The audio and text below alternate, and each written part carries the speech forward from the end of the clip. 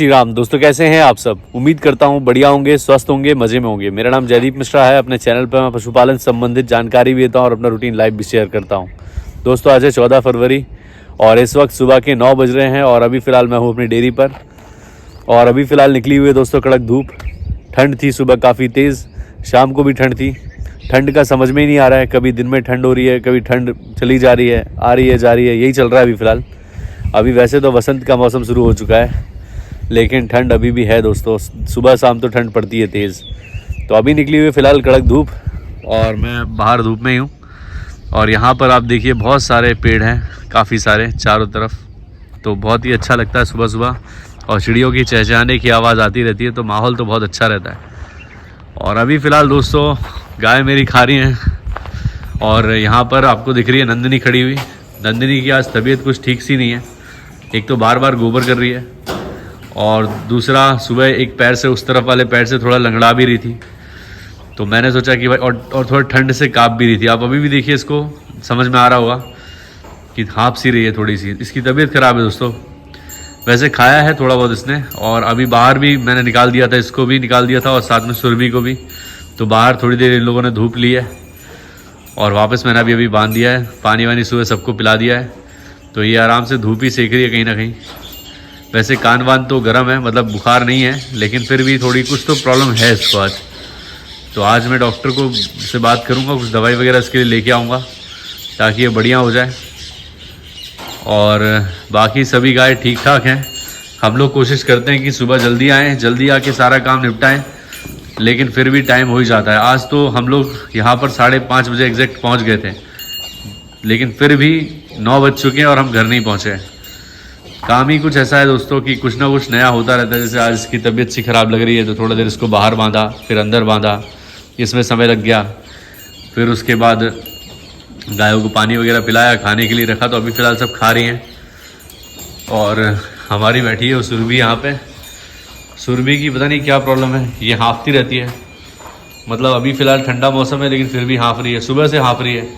दूध वगैरह तो बढ़िया पीती है और फुर्ती में भी रहती है, आजकल दौड़ती भी है। बाहर निकाला था तो काफ़ी दौड़ लगाई इसने, लेकिन फिर भी हाँफती रहती है, पता नहीं क्यों। ये दिन में भी आता तो हाँफती रहती है, तो काफ़ी ज़्यादा दिक्कत है इसको। हाँफने वाली समस्या वैसे जर्सी में नहीं होती है, HF में ज़्यादा होती है, लेकिन इसको कुछ प्रॉब्लम है। बाकी अभी सभी गाय बढ़िया हैं और कल थोड़ा ब्लड वाला डिस्चार्ज डाला है लक्ष्मी ने। तो काफ़ी भाई पूछते हैं कि भाई ब्लड डालती है गाय AI के बाद तो गाभिन होगी कि नहीं होगी। तो ऐसा कुछ भी नहीं है भाई कि ब्लड डाली है तो गाभिन हो ना हो, उसका कोई संबंध नहीं है गाभिन होने से। जो गाय first time, second time, third timer जो होती हैं, मतलब जो हीफर्स होती हैं, उनमें ये प्रॉब्लम होती है कि भाई जब हीट पर आती हैं तो हीट के बाद, जब हीट निकल जाती है उसके बाद थोड़ी ब्लीडिंग वगैरह होती है, क्योंकि हीट की वजह से जो स्वेलिंग आती है तो उससे वेंस, जो पतली पतली नसें वगैरह होती हैं जो इनकी वजाइना में, वो जो होती है वो डैमेज हो जाती है, उससे ब्लड वगैरह आता है। तो कोई घबराने वाली बात नहीं है, लेकिन इससे आप कुछ कंफर्म नहीं बता सकते कि गाभिन हो। गाभिन तो ठहर सकती है लेकिन इसका कोई संबंध नहीं है गाभिन होने ना होने से, ब्लड आने का। तो कल थोड़ा लक्ष्मी को था और आप देखिए वहाँ पर पूंछ उठा रखी है नंदिनी ने। पता नहीं क्या है, आज कुछ परेशान सी है ये। तो या तो मैं डॉक्टर से बात करके दवाई लेके आऊँगा या फिर अपने आप से लेके आऊँगा। वैसे रेस्ट और बेस्ट जो आती है, रेस्ट अल्ट्रा, बेस्ट एक्सेल जो टैबलेट है, वो मैं जब कभी गाय को दिक्कत हो, अभी थोड़ी पहले जुगाली भी कर रही थी, जब कभी गाय को दिक्कत होती है तो वो दे देता हूँ। तो उससे जो भी मतलब एंटीबायोटिक है तो मतलब ठीक हो जाती है जल्दी और खाना पीना शुरू कर देती हैं। और हम लोग डेली लेट हो जाते हैं तो इस वजह से बच्चों को स्कूल हम नहीं पहुँचा पा रहे। वहाँ पर घर वाले तैयार करके पहुँचा देते, कभी भाभी कर देती, कभी मम्मी कर देती है और पहुँच जाते हैं वो स्कूल। टिफ़िन वगैरह तो ज्योति बना के आ जाती है सुबह सुबह, लेकिन हम जो सुबह सुबह हमारा काम है भाई बच्चों को स्कूल पहुँचाना, वो नहीं हो पा रहा है, सही समय से नहीं हो पा रहा है। और भागा दौड़ी इतनी हो जाती है, दिन में 3 चक्कर लगते हैं, आप सब जानते ही हैं। समय बिल्कुल खुद के लिए नहीं मिलता है, बस भागा दौड़ी चलती रहती है। तो बड़ी परेशानियां आ रही हैं दोस्तों। अभी फ़िलहाल तो गाय का ब्याना, उसमें फिर परेशानी, फिर अभी पिताजी की तबीयत ख़राब है, अभी भी ठीक नहीं हुई है। आज उनकी हार्ट की मतलब कल टेस्ट वगैरह हुए हैं हार्ट के संबंधित, तो आज उसकी रिपोर्टें वगैरह मिलेंगी तो पता लगेगा। कल उनको फिर बुखार आ गया था, तो अभी भी एडमिट ही हैं वो और ट्रीटमेंट चल रहा है। और साथ ही साथ दोस्तों यहाँ पर मेरा भूसा ख़त्म हो गया है, ताला लगा दिया ज्योति ने, नहीं तो दिखाता मैं आपको, बिल्कुल ख़त्म है। आज भूसा आएगा और भूसा मैंने बुलवाया सोयाबीन का। सोयाबीन का भूसा 450 रुपये क्विंटल है, सस्ता है। गेहूं का भी फिलहाल 690-700 तक चल रहा है रेट गेहूं के भूसे का। और ये चना मसूर वाला जो मैं खिला रहा हूँ ये अभी उपलब्ध नहीं है जिससे मैं भूसा लेता हूँ। तो उनके पास सोयाबीन का है तो मैंने बोला भाई यही डाल दो यार, सस्ता पड़ेगा 450। मैंने ज़्यादा नहीं बोला, 10 क्विंटल ले आओ। अभी 1-2 तारीख के बाद फिर फसल आ जाएगी, मतलब गेहूँ ये चने मसूर का तो भूसा आ ही जाएगा, तो फिर वो डलवा लूँगा। अभी फ़िलहाल काम चलाने के लिए मैंने बोला जितना कम ला सको उतना कम लाओ ताकि 15 दिन कट जाए, उसके बाद नया जो भूसा आ जाएगा तो वही ले लूँगा फिर मैं। वो थोड़ा सस्ता रहेगा अभी फ़िलहाल, जब फसल आएगी तब। और इस शेड का भी काम वाम करवाना था अब, लेकिन सारी चीज़ें अस्त व्यस्त हैं क्योंकि अब पिताजी भर्ती हैं और मैं भी यहाँ पर इन्हीं में लगा हुआ अभी फ़िलहाल। तो देखते हैं कब तक होता है इसका काम। ये पूरा खुलवाना था, बाहर भूसे के लिए व्यवस्था बनानी थी। हमारी डिज्नी के ब्याने के पहले कुछ व्यवस्था बन जाए, क्योंकि अब मैं सुरभि को तो यहाँ बांध दूँगा वहाँ पर जहाँ पर अभी नैना बंधी हुई है, और उसके बगल में बांधूंगा गौरी को, नैना को बांधूंगा यहाँ पे।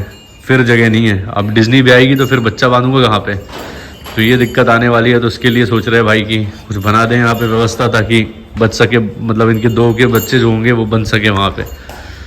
देखिए फिर गोबर किया इसने, तो सोडा वगैरह दूंगा इसको थोड़ा मैं आज। सोडा तो देना कंफर्म बनता है क्योंकि ब्याह भी चुकी है तो कोई दिक्कत नहीं है। सोडा दूंगा थोड़ा, करीब 50 ग्राम के आसपास, तो उससे इसका पेट वगैरह सही हो जाएगा।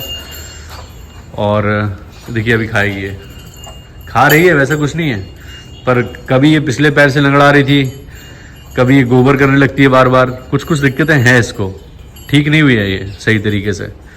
देखो खा रही है, अभी गाली भी कर रही थी। तो ये है दोस्तों, तो यहाँ बाहर भी बनाना है, सारी चीज़ें करनी है। बाकी समस्याएं क्या बताऊँ यार, मैं अभी फ़िलहाल बहुत परेशान चल रहा हूँ दोस्तों, बहुत ज़्यादा। एक तो चैन नहीं रहता, दिन भर भागा दौड़ी, यहाँ वहाँ, ये लेना वो लेना, ये करना, रोज़ ही कुछ ना कुछ काम रहता है। कट रहा है समय किसी तरीके से। मैं सोच रहा था कि यार अब सब सही हो जाएगा जब नंदिनी भी आ जाएगी, दूध खरीदना बंद हो जाएगा, लाली भी आ गई तो सब सही हो गया। लेकिन कुछ ना कुछ समस्याएं परेशानी आती रहती हैं।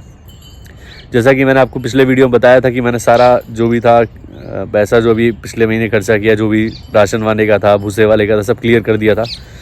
और मैं सोच रहा था कि इस महीने में किसी की भी उधारी नहीं रखूँगा, मतलब ना भूसे वाले की ना ही राशन वाले की, सबका नगद काम करूँगा सबका, ताकि जो हर महीने दूध से पैसा आता है वो पैसा मैं अपने तरीके से, सही तरीके से इस्तेमाल कर सकूँ, हाथ में पैसा रहे। लेकिन जैसे तैसे करके हमने पिछला महीना भी काट दिया और इस महीने की आज हो गई है 14 तारीख, अभी तक तो किसी का लेन देन कुछ भी नहीं है। लेकिन अब बचे हुए दिन जो बचे हैं इस महीने के, 28 का महीना है ये, तो ये जो बचे हुए दिन है इसमें फिर से कुछ ना कुछ उधारी वगैरह हो ही जाएगी। तो उधारी से बचना चाहिए दोस्तों। डेयरी अगर आप करते हैं तो फीड वगैरह जो कुछ भी है नगद खरीदें, बहुत ज़रूरी है, नगद खरीदना ज़रूरी है। उधारी वाला सिस्टम नहीं है कि आपने हर महीने पूरा राशन ले लिया और फिर उसके बाद पैसा आया तो वो उसको दे दिया, ये नहीं करो, नगद खरीदो। तो मैं पूरा प्रयास कर रहा था कि इस बार मैं बिल्कुल भी उधारी नहीं रखूँगा, 1 रुपये की भी, सारा नगद ही खरीदूँगा। और उसके बाद अगले महीने दूध से जो पैसा आएगा तो उसको मैं सही तरीके से इस्तेमाल करूँगा डेयरी में ही। लेकिन वैसा कुछ भी नहीं हो पा रहा है। वापस से भूसा ख़त्म हो गया तो भूसा लेना पड़ेगा। और अब देखते हैं, राशन वाले की भी हो जाएंगे कुछ 10 हज़ार तो हो ही जाएंगे उधार। तो ये है दोस्तों अभी। और दवाई भी लगती रहती है, दवाई का भी खर्चा बढ़ता रहता है, डॉक्टर का भी बढ़ता रहता है, कुछ ना कुछ नया, कुछ ना कुछ। अभी बीच में AI हो गई थी, तो खर्चे बहुत है दोस्तों, बहुत मुश्किल है मेंटेन करना। और जिन भाइयों के पास खुद की खेती की जगह है, हरा चारा वगैरह लगा रखा है, तो उनके लिए तो बढ़िया ही है भाई, हरा चारा खूब खिला सकते हैं, भूसा भी घर का हो जाता है, साल भर में थोड़ा बहुत तो व्यवस्था बनी जाती है। लेकिन हम जैसे पशुपालक जो कि छोटी सी जगह में डेयरी कर रहे हैं, ना खुद की ज़मीन है ना कुछ है, उनके लिए तो बड़ी समस्या है, बहुत ज़्यादा समस्या है। तो उन्हीं सारी समस्याओं से आप समझ सकते हैं मैं जूझ रहा हूँ। और 200 रुपये दिन का हरा चारा लेता हूँ और हफ्ते में पेमेंट करता हूँ उसको। 1 हफ्ता हो जाता है तो उसको चारे वाले को 1400 रुपये देने पड़ते हैं। तो ये भी एक अलग से, पहले हरे चारे का खर्चा नहीं था। जब मैं दूध खरीद रहा था तो हरा चारा नहीं खरीद रहा था, तब मिल नहीं रहा था, अब मिल रहा है तो दे रहा हूँ। तो ये 6000 रुपये महीने का खर्चा ये भी हो गया अलग से। तो सारी चीज़ें कहीं ना कहीं अभी फ़िलहाल तो देखो, लेकिन हरा चारा देना बहुत ज़रूरी है, इसलिए दे रहा हूँ दोस्तों। और फीड अगर आप सोचें कि हरा चारा देना शुरू कर दिया तो अब दाने को थोड़ा कम कर दें। अगर आप कम करोगे तो फिर पशु कमज़ोर दिखने लगेंगे, क्योंकि हरे चारे से उनका पेट तो भरता है और शरीर के लिए बहुत ज़रूरी है, लेकिन फीड भी उतनी ही ज़रूरी है, क्योंकि वरना बॉडी वेट डाउन होने लग जाता है दूध वाली गाय का। अगर आप दूध वाली गाय को हरा चारा दे रहे हैं, फीड कम दे रहे हैं, तो फिर उसका दूध जो है वो तो बढ़ेगा, दूध तो होगा सही, लेकिन बॉडी वेट डाउन हो जाएगा।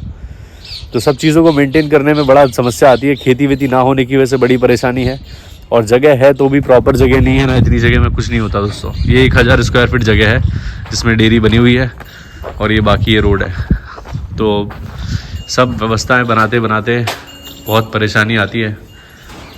तो जो भी है दोस्तों, तो झेलना ही है, करते रहना है, कभी ना कभी तो सही सब कुछ हो ही जाएगा। इसी उम्मीद के साथ लगे रहेंगे, और आप लोगों का सपोर्ट और प्यार मिलता रहेगा तो चलते रहेंगे। उम्मीद करता हूँ आज का वीडियो आप लोगों को अच्छा लगा होगा। अगर अच्छा लगा है तो प्लीज़ लाइक करें, चैनल को सब्सक्राइब करें, और बेल आइकन ज़रूर दबाएं ताकि आपको इस तरह के वीडियोज़ का नोटिफिकेशन मिलते रहे। और दोस्तों, आप लोग मुझे इंस्टाग्राम पे फॉलो कर लो, वहाँ पर मैं कुछ भी डालता नहीं हूँ, रील्स वील्स कुछ नहीं डालता, लेकिन आप लोग फॉलो कर लो। कभी भविष्य में कोई दिक्कत आ गई चैनल को लेके, आप दोनों, आपके और हमारे बीच की कनेक्टिविटी ख़त्म हो गई अगर, तो एक इंस्टाग्राम एक ऐसा माध्यम रहेगा जहाँ से हम वापस जुड़ सकते हैं। तो आप लोग जो भाई मुझे देख रहे हैं अभी फ़िलहाल, जयदीप मिश्रा व्लॉग्स के नाम से मेरा इंस्टाग्राम पेज है, तो उस पर आप लाइक वाइक करो, मतलब फॉलो कर लो यार, ताकि हम जुड़े रहें। और फिर मिलते हैं। जय श्री राम, अपना ख्याल रखें दोस्तों।